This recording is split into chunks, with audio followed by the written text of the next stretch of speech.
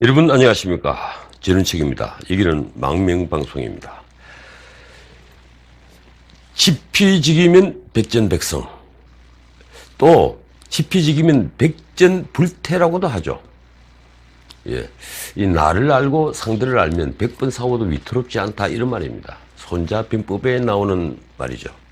사실 이 당연한 말을 정치인들은 잊고 있습니다. 정치인 대부분은 지피, 즉 상대도 잘 모르지만 지기, 그러니까 자신도 잘 모릅니다. 요즘은 더욱 그렇죠. 국가 경영을 맡은 문 대통령 예를 한번 들어볼까요? 김정은이 이스칸데르를 발사하고 300mm 방사포를 쏘아대고 드디어는 SLBM을 쏘아서 무력 시위를 하는데도 김정은이 비핵화 의지를 믿고 있는 것 같습니다. 아니 어쩌면 문 대통령은 북한이 비핵화를 하지 않으리라 하는 것을 알고 있을지도 모르겠습니다. 대통령은 취임 100일 기자회견에서 북핵의 레드라인이 무엇이냐 하는 기자의 질문에 북한이 ICBM을 완성하고 핵무기를 탑재해 무기화할 때라고 대답했죠. 그 말에 정말 놀랐습니다. 이 놀란 사람은 한둘이 아니었을 겁니다. ICBM에다가 원자탄을 탑재한다는 건 곧 북한이 핵무력을 완성한다는 것이죠. 그리고 핵무기로 미국을 공격할 수 있는 능력을 가졌다는 얘기입니다. 저 같은 사람은 당연히 북한이 핵무기를 완성한 어떤 징후든 포착되면 그것이 레드라인을 넘는 것이다, 이렇게 대답했을 텐데 말입니다. 저는 처음에 문 대통령이 실수한 것으로 보았습니다. 그런데 그게 아니더군요.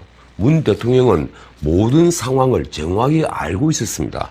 다만 북한이 핵무기는 체제 보장용이어서 핵무기로 우리를 공격한다는 것은 말이 안 되는 것이라고 굳게 믿고 있는 것이죠.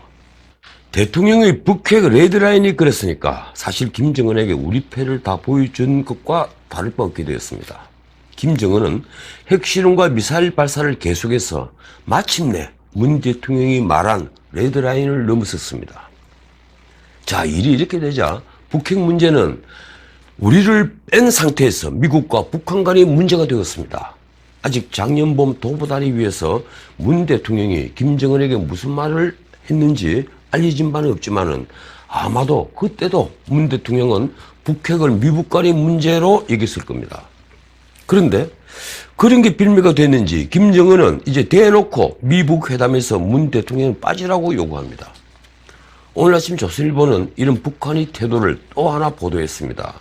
조선일보가 전한 우리 민족끼리라는 북한의 대남 선전 매체에 실린 내용은 이렇습니다.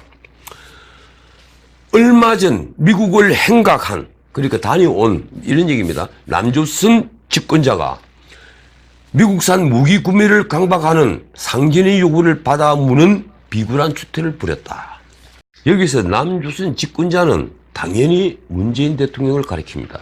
북한의 폭언은 계속됩니다. 상진의 요구라면 염통도 설계도 다 숨겨 바치는 친미 굴종 행위에 경악을 금하지 않을 수 없다. 자, 이 글은 우리 민족끼리에 실린 것인데요. 북한의 이런 대남 비방은 아래 것들이 함부로 쓰지를 못합니다. 당연히 김정은의 최종 승낙을 받는 것이죠. 지피지기를 못하면 이런 모욕을 받는 처지가 되고 맙니다. 자, 이제 다시 정치판으로 돌아갑니다. 이 야당을 보면 참 기가 막힙니다.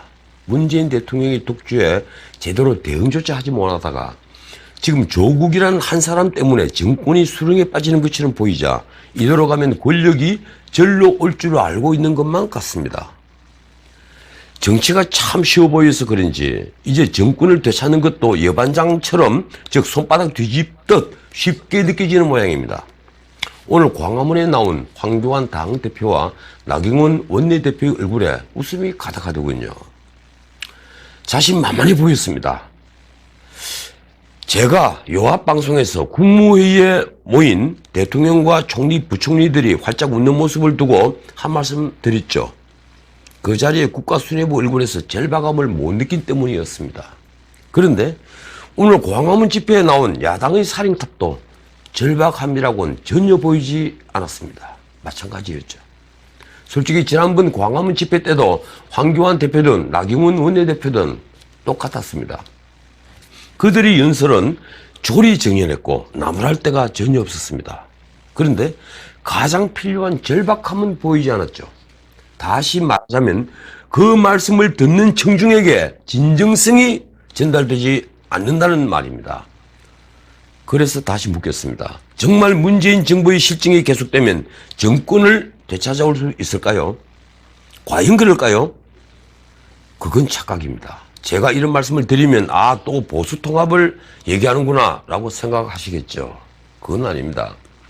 보수 통합이 되어도 그게 그 나물이 그 밥으로 보이면 아무 소용이 없습니다. 대중은 한나라당, 새누리당, 한국당으로 이어지는 이 나라 보수 세력에 이미 는들머리를 내고 있습니다. 그 사람인 때문만이 아닙니다. 사람이 바뀌어도 정치하는 방식을 바꾸지 않으면 보수는 반드시 망합니다. 바꾸고 말하면 사람이 문제가 아니라 정치하는 방식이 문제라는 겁니다. 이미지 정치를 하는 정치인에겐 열정이 없습니다. 진정성이 없으면 열정이 전달되지 않죠. 정치인이 단 한마디를 해도 진정성이 있다면 열정이 전달되고 대중은 함께 호흡합니다. 저는 우리 야당 정치 지도자의 말과 행동에서 단 한 번도 이 진정성과 열정을 느끼지 못했습니다. 그래서 사실 지피보다는 지기가 더 중요한 겁니다.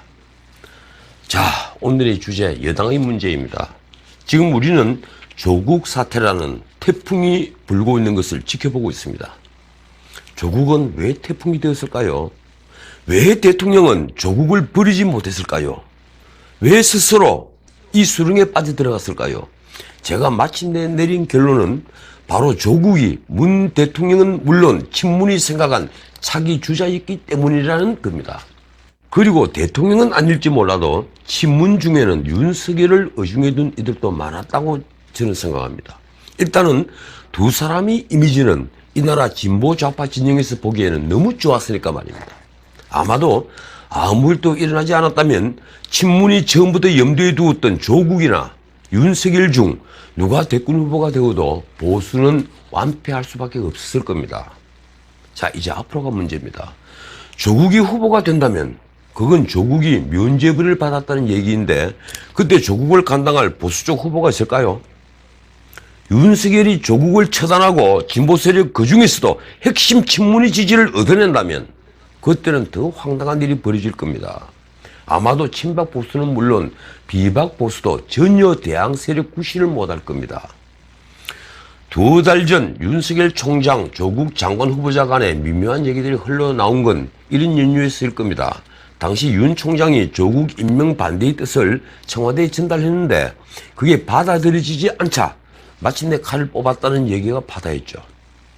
물론 그건 풍설이고 그래서 거의 야람성 얘기라고 저는 믿고 싶습니다.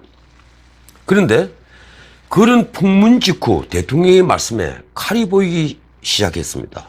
문 대통령은 평소 신중하기로 소문난 사람인데 더 이상 밀리지 않겠다는 심중을 너무 쉽게 드러낸 것이죠.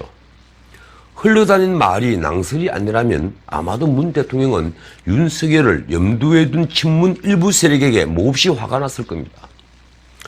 어쨌든 조국이든 윤석열이든 지금은 너무 큰 상처를 받아서 친문의 차기 주자가 되기는 힘들어 보입니다. 아마 제3의 주자가 부상할지도 모르죠. 조국이냐 윤석열이냐 제3의 인물이냐 바로 지금 집권 여당 핵심 친문 세력이 빠져있는 딜레마입니다. 그러나 나는 문 대통령이 여전히 조국을 염두에 두는 것이 아닌가 생각합니다. 지금 조국이 하는 말도 그렇습니다. 내일이 없다라고 생각을 하고 개혁하겠다. 얼마나 처절한 말로 들립니까? 그렇습니다. 이미지 하나는 확실히 챙기고 가는 사람입니다. 그러나 이미지는 진정성을 만들어내지 못합니다. 그래서 저는 그에게 내일은 없다고 생각합니다. 그러나 또 모르죠. 지금 급한 건 이 나라 자유진영에서 지피지기하는 용장을 찾아내는 일입니다. 자, 오늘은 여기까지입니다. 밤이 깊었습니다. 편히 쉬십시오. 내일 뵙겠습니다. 고맙습니다.